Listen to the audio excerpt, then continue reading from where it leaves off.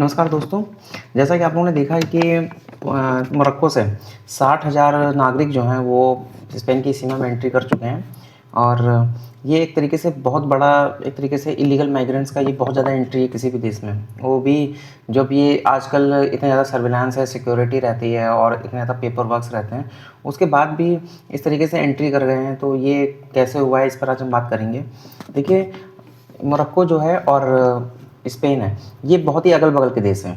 अगर इनके बीच में अगर आप बात करेंगे तो जो स्पेन है वो यूरोपियन यूनियन का हिस्सा है और वो वहाँ से एक तरीके से यूरोपियन कंट्री, यूरोपियन कॉन्टिनेंट में वो एंट्री का एक हिस्सा माना जाता है। और अगर उसी तरीके से आप बात करेंगे मोरक्को की, तो मोरक्को अफ्रीका कॉन्टिनेंट का बहुत ही मतलब किनारे का हिस्सा है। तो ये दोनों देश हैं, ये दोनों आपस में बहुत ज़्यादा नज़दीक हैं। इनके बीच में एक नैरो स्ट्रेट है जिसको स्ट्रेट ऑफ जिब्राल्टर बोलते हैं। तो इसकी दूरी जो है वो मुश्किल से 14 किलोमीटर है। तो 14 किलोमीटर बहुत ही मतलब नज़दीक है। और अगर आप बात करेंगे जो ये इलीगल माइग्रेंट्स हैं वो स्पेन के सेउटा करके जो आपके मतलब उसकी टेरिटरी है, जो उसके एरिया है, उसके अंदर ये लोग एंट्री कर गए हैं। तो अगर आप अगर आप मैप में देखेंगे तो ये है स्पेन का हिस्सा, बट ये जो इसकी सीमा जो ये शेयर करता है, जो ये नज़दीकी है, वो होती है मोरक्को के साथ। तो ये मोरक्को से सटा हुआ है और ये स्पेन से आइसोलेटेड है। स्पेन से ये मतलब लैंड बॉर्डर टच नहीं करता है। तो इसकी वजह से क्या है कि जाना बहुत आसान है। अब ये अगर आप देखेंगे तो ये लोगों ने क्या किया है कि समुंदर के रास्ते से गए हैं, पानी के रास्ते से। ये मतलब अब दिमाग में ये चीज़ आती है कि अगर सीमा शेयर करते हैं तो ये बाई रोड क्यों नहीं गए, बाई लैंड जा सकते थे। देखिए, उसके पीछे एक कानून जो है, जो एक्चुअली यूरोपियन यूनियन में सबको पता है कि बहुत ज़्यादा जो उनकी ह्यूमन डेवलपमेंट इंडेक्स है वो बहुत ज़्यादा है। वहाँ पर ह्यूमन की सबसे ज़्यादा वैल्यू है। तो वहाँ इवन अगर आप क्रिमिनल भी हैं या अगर आप इलीगल माइग्रेंट्स भी हैं तो भी आपके राइट्स हैं कि जैसा आपके बकायदा सुना जाएगा, आपकी बात को देखा जाएगा। अगर आपको जेन्युइन केस होगा तो उसमें ये लोग शरण भी देते हैं। और जितना ज़्यादा अगर आपने देखे हो तो बहुत सारे इस पर बहुत सारे वीडियोज़ और डॉक्यूमेंट्रीज अवेलेबल हैं कि वहाँ पे अफ्रीका के अच्छे से अच्छे देश में जो सुविधाएं हैं उससे कई गुना ज़्यादा जो एक फ्रीडम है, जो उसकी मतलब जो उनका ह्यूमन डेवलपमेंट है, जो उनकी सुविधाएं हैं, उनकी जेल में उससे ज़्यादा अच्छी सुविधाएं हैं जो स्पेन में। तो यहाँ पर ये चीज़ आती है कि फिर वो ऐसे क्या कंडीशंस थी। देखिए, मोरक्को जो था, मोरक्को में सबको पता है कि बहुत ही अंडर डेवलप्ड कंट्री है। वहाँ पे इन्फ्लेशन बहुत ज़्यादा है, करप्शन है, ह्यूमन डेवलपमेंट जो इंडेक्स है वो बहुत कम है, सुविधाएं उतनी ज़्यादा नहीं है, रोज़गार नहीं है। तो ये लोग अच्छी लाइफस्टाइल के चक्कर में लोग जाना चाहते थे स्पेन। अब स्पेन में इन्होंने लैंड बॉर्डर को यूज़ नहीं किया। क्यों? क्योंकि स्पेन का जो कानून है वो इस बात को कहता है कि अगर कोई लैंड के रास्ते से कोई अगर इलीगल माइग्रेंट्स आता है तो उसको ये लोग डिपोर्ट कर सकते हैं, करेंगे। लेकिन अगर कोई पानी के रास्ते से आता है तो उसमें क्या है कि उसको ये माना जाता है कि इसके साथ बहुत ही बुरी कंडीशन रही होगी, इसके लाइफ में रिस्क होगा, इसके लिए इसकी बहुत मजबूरी रही होगी, तब ये पानी के रास्ते से आया है ना। तो इस वजह से क्या है कि तो उसका जो सुप्रीम कोर्ट है स्पेन का, वो ये कहता है कि आपको पूरा बात आपकी सुनी जाएगी, आपको अपने रिप्रेजेंटेशन का पूरा मौका मिलेगा, उसके बाद फैसला लिया जाएगा। और अगर लगता है कि आपको शरण देना ज़रूरी है, कुछ ऐसी प्रॉब्लम है आपके ऊपर, तो आपको शरण भी दी जाएगी। और जब तक ये मैटर चलता है तब तक ये ज़्यादातर ये लोग जेल में बंद रहते हैं। वहाँ पर ये कहा जाता है कि जेलों का इतना अच्छा लाइफस्टाइल है और इतनी मतलब जो मोरक्को में अच्छे से अच्छे जो सिटी में जो लाइफस्टाइल होगा, जो इंसान को मिलता होगा, उससे अच्छे तो स्पेन में जेलें हैं। तो इस वजह से उनको कोई दिक्कत नहीं है। और आपने खुद देखा कि किस तरीके से जब ये लोग माइग्रेंट कर रहे थे तो बहुत लोगों ने वीडियोस बनाए हैं, बहुत लोगों ने अपने वीडियोस बनाए, उन लोगों ने सेल्फी ली और बहुत ही हंसी खुशी वो जा रहे हैं, क्योंकि उनको ये पता है कि स्पेन में हमारी बहुत ज़्यादा आज़ादी है, हमें कोई दिक्कत नहीं होने वाली है। तो इस तरीके से लोगों ने वहाँ पे गए हैं और एक तरीके से उनको ये उम्मीद है कि उनको वहाँ पे एक अच्छी लाइफ मिल सकती है, तो इस चक्कर में लोग गए हुए हैं। अगर आप बात करेंगे तो ये ये अगर आप इस चीज़ को देखें तो आपको ये लगेगा कि किसी भी स्टेट में अगर वहाँ पे सुप्रीम कोर्ट या जो कई बार ऐसे होते हैं कि अगर आपके पास बहुत अच्छी आपकी नीतियाँ हैं, आपकी पॉलिसीज़ बहुत अच्छी हैं, आप ह्यूमन डेवलपमेंट बहुत अच्छा है, तो कई बार ये चीज़ें आपके लिए बैकफायर भी कर जाती हैं। यहाँ पे यही चीज़ हुई है। जितनी आसानी से लोग यूरोपियन कंट्रीज़ में या स्पेन में जिस तरह से एंट्री कर गए हैं, तो ये कई जगह पॉसिबल नहीं है। लेकिन यहाँ पर क्या हुआ है कि उनके खुद के नियम और इतने ज़्यादा ह्यूमन डेवलपमेंट पे उनका जोर है कि उन्होंने इलीगल माइग्रेंट्स के भी उन लोगों ने राइट दे रखे हैं, और ये कहीं ना कहीं आज उनको बैकफायर कर रहे हैं। अभी अगर आप देखोगे तो यहाँ पे एक चीज़ और हुई है कि जब ये लोग स्पेन में एंट्री कर गए तो यूरोपियन यूनियन के बीच में एक शेयर्ड पॉलिसी है कि कोई भी अगर यूरोपियन यूनियन की एक कंट्री में अगर वो चला जाता है तो वो वहाँ से कई देशों में मूव कर सकता है यूरोपियन कंट्रीज़ में। उसको बहुत ज़्यादा इन लोग की जो सिस्टम है बहुत ज़्यादा इंटीग्रेटेड है। आपको अलग से वीज़ा पासपोर्ट की ज़रूरत नहीं है, आप कॉमन सर्विस का यूज़ कर सकते हैं, आप ट्रेनें बसेस रूट्स सारे सब सेम हैं, आप पानी के थ्रू आप हर तरीके से जा सकते हैं, आपके लिए कोई भी समस्या नहीं होती। लेकिन अभी क्या हुआ है, जब से ये घटना हुई है तब से इटली ने संजन वीज़ा जो उनका सिस्टम था उससे उनको कट कर दिया है।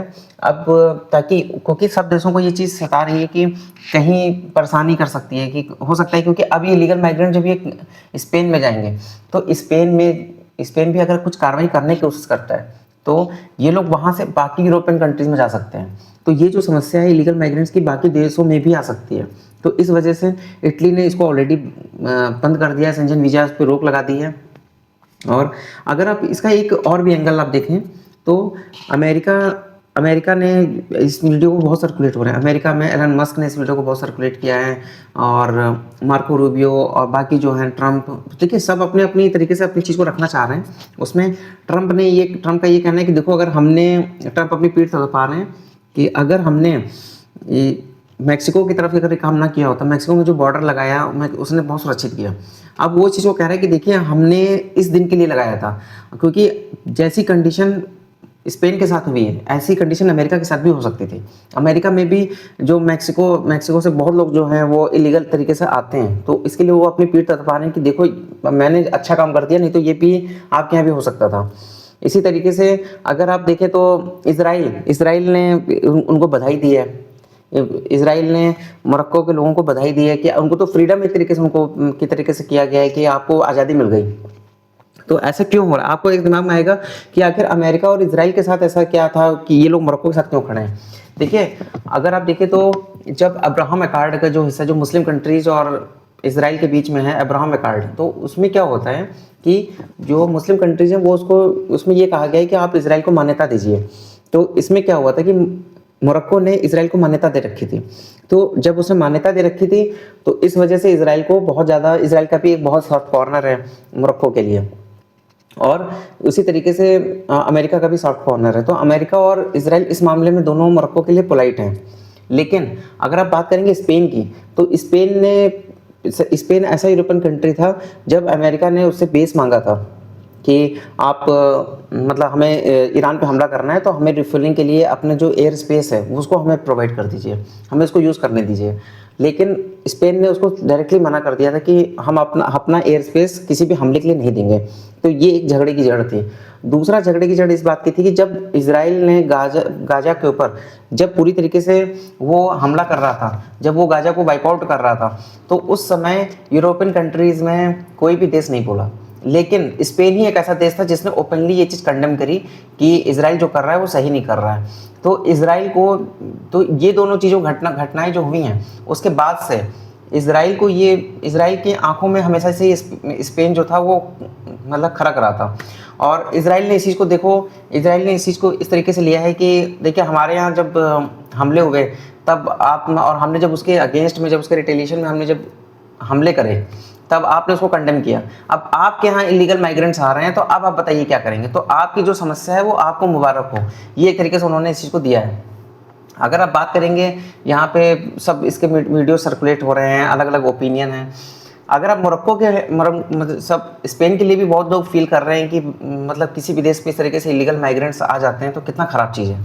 लेकिन बहुत सारे देश ऐसे हैं जो एक अलग एंगल भी देखने की कोशिश कर रहे हैं कि अगर आप नोटिस करेंगे तो ये जो स्वेटा और मलेशिया, जो ये दो आपकी स्टेट हैं एक तरीके से स्पेन के, ये बॉर्डर शेयर करते हैं मोरक्को के साथ। और अगर आप इतिहास में पहले जाएंगे तो आपको ये बात पता चलेगी, स्पेन, जब स्पेन पहले के समय यूरोपियन पावर्स थी, और उसमें ये बहुत सारे देश थे, स्पेन, इटली, ये सब पावर्स थे, पुर्तगाल। तो स्पेन ने पहले जो मोरक्को के, ये दो, मोरक्को पे पहले स्पेन का कब्जा था, स्पेन की कॉलोनी थी वो मोरक्को। बाद में स्पेन ने मोरक्को को आज़ाद कर दिया, लेकिन उनके जो दो शहर थे, दो जो उनके राज्य थे, वो स्वेटा और मलीसा, इन दोनों को उन्होंने अपने पास रखा और उसमें कभी आज़ादी नहीं दी। तो अब लोग इस तरीके से इसको आप ऐसे समझ सकते हैं। मैं इसको एक सिंपल सा चीज़ मैं बताना चाहूँगा, एग्जाम्पल देना चाहूँगा। भारत में गोवा का राज्य का एक इसका उदाहरण है। जब भारत आज़ाद हुआ तो गोवा तब भी आज़ादी के 1943 में जब भारत आज़ाद हुआ, जब अंग्रेजों ने आज़ाद कर दिया, उसके बावजूद भी गोवा जो था वो गुलाम था। गोवा कॉलोनी था किसकी? पुर्तगाल की। तो पुर्तगाल में फिर भारत ने क्या किया कि भारत की कहीं ना कहीं, जब देश आज़ाद होते हैं तो कुछ समय के बाद आप उनके अंदर एक इंस्पिरेशन आना शुरू होता है कि अब हम आज़ाद देश हैं, हमारे देश पे जिसने हमला किया, जिसने हमारे देश को लूटा, जिसने हमारे देश का शोषण किया, जिसके हम गुलाम थे, तो हमको अब पूरी, अगर ऐसा कुछ होता है कि हमारा उससे कुछ भी अब हिस्सा दबा हुआ है तो उसको हम अपना लेंगे, और ये समय के साथ होना ही होना है। तो भारत ने 1961 में गोवा को अपने कब्जे में कर लिया और गोवा भारत का हिस्सा बन गया। तो इसी तरीके से मोरक्को के जो ये दो मतलब शहर थे, ये स्पेन पे कब्जे में थे, जबकि ये ओरिजिनल मोरक्को का हिस्सा थे और मोरक्को के साथ ही सीमा शेयर करते थे। तो कहीं ना कहीं इसमें जब ये इलीगल माइग्रेंट्स वाला हुआ तो बहुत लोगों ने ये भी बोला है, और जो वीडियो सर्कुलेट हो रहे हैं तो आपने देखा होगा कि जो मोरक्कन जो पुलिस है, जो वहाँ की सीमा पे जो सैनिक तैनात रहते हैं, जो उनकी सुरक्षा है, उन्होंने खुद लोगों को गाड़ी में ले जाकर उन्होंने छोड़ा है शहरों में कि आप जाओ, और जो सबसे समुंदर के रास्ते का जो सबसे पास का जो ज़मीनी हिस्सा है वहाँ पे उतार करके उनको एक तरीके से गाइड किया है, बहुत लोगों को रास्ता दिखाया है कि इस रास्ते से जाओ, कहाँ रास्ता भटक रहे हो, यहाँ से चले जाओ। तो मोरक्को का कहीं ना कहीं जो उनकी सरकार है वो भी इस तरीके से देख रही है कि ये हमारे देश का हिस्सा थे, आज इन्होंने इसी तरीके से मतलब ये हमारे देश का एक उस पर कब्जा कर ले कि वो है कि वो हमारे देश का पहले हिस्सा था, अब हमारा हिस्सा वो दोबारा बन जाएगा। तो इस चीज़ को लेकर के ये है। और बाकी अब धीरे धीरे स्पेन भी इस पर मतलब कि उनके खिलाफ एक्शन ले रहा है, उनको अपने देश में जो इलीगल माइग्रेंट्स हैं उनसे निपटने के लिए वो तैयारियां कर रहा है। और जैसे जैसे इसमें और भी तैयारियां करेंगे और भी खबरें आएंगी तो पता चलेंगी। मैं आपके सामने ये सब वीडियोस लाता रहता हूं, तो कभी भी मेरे वीडियोस को लाइक, शेयर, सब्सक्राइब जरूर कर लीजिए, ताकि आपका एक लाइक, शेयर, सब्सक्राइब आपके लिए बहुत आसान है, लेकिन उससे हमारा बहुत मोटिवेशन बढ़ता है। नमस्कार।